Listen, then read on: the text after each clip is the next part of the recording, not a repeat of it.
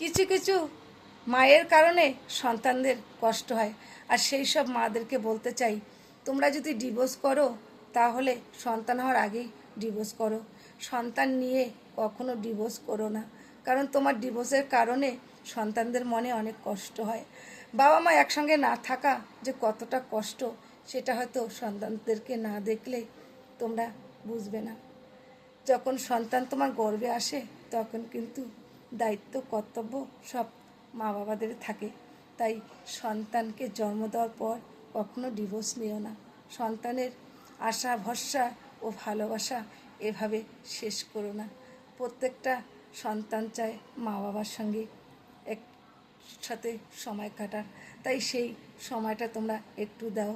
আর হাজারো দুঃখ কষ্ট একটু মুখ মুজে সহ্য করো ও ভালোবাসা দিয়ে সব কিছু মিটিয়ে দাও। নমস্কার।